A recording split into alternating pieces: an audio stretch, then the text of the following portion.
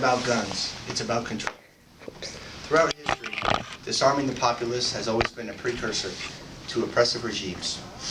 We've seen it in China, we've seen it in Russia, we've seen it in Cuba, and it's even been attempted in the United States. The British king attempted to disarm the colonists during the American Revolution, and the colonists never gave in. Our founding fathers ensured that we were protected by the Second Amendment so that our rights wouldn't be swept away. Despite what many politicians believe, everyone deserves the right to protect themselves. No innocent life can be written off as a loss. Today we will discuss what an assault weapon is, murders with assault weapons after the ban, and why the ban was symbolic. Much of the information that I'll share with you today is from the Washington Post and the New York Times. First off, what is an assault weapon? According to Joseph Olson, prior to 1989, assault weapons didn't exist. It was a term that was made up for political influence. According to the Encyclopedia Britannica, an assault rifle is an infantry weapon with a large magazine capacity that's capable of automatic fire.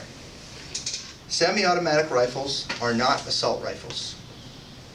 The term assault weapon is a classic play on words. There has been no surge in murders after the assault weapon ban expired. According to the New York Times, it turns out that big bad assault weapons are only responsible for a few of the 13,000 murders that are committed with guns every year in the United States. The FBI data shows that in 2012, 322 people were killed with rifles alone. That leaves 12,300 people that were killed with handguns. Your battery's dying. So assault weapons were not a significant cause of death in the United States. The irony in demonizing assault weapons is that common hunting rifles are more dangerous. Assault weapons get negative attention because of looks. Let's be honest here, ladies and gentlemen. You couldn't see John Wayne carrying this right here on his horse. Now this looks more like a classic American rifle, a Woodstock bolt-action rifle. Now here comes the surprising part. This right here is the bullet impact and ballistic gel from an AR-15. You can see that the bullet only penetrated about 8 inches into the ballistics gel. Now this is the bullet impact from a Winchester 300 Magnum. You can see that the bullet absolutely destroyed the ballistics gel, passing through an entire block. That's exponentially more powerful than the .556 round from the AR-15. Now that you've seen that the ban didn't lower crime, we need to look at the motives on why the assault weapons ban was passed in the first place. The ban was symbolic, and it was intended to be a stepping stone for further anti-gun legislation. Originally, when the U.S. Constitution was written, messages were delivered on horseback.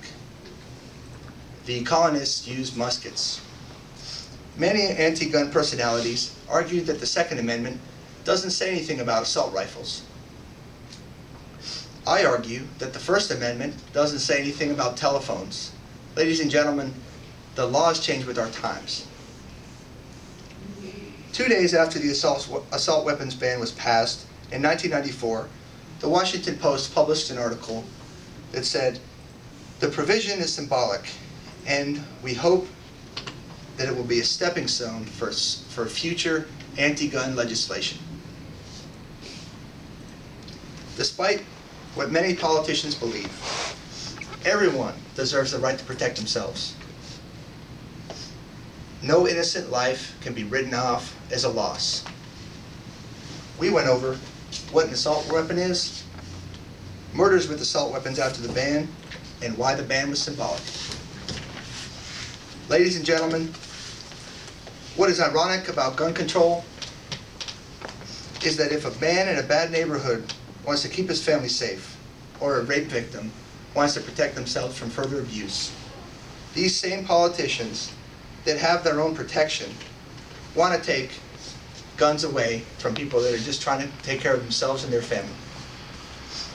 These politicians believe that the upper class deserves protection, while everyday average Americans deserve to be hung out to dry.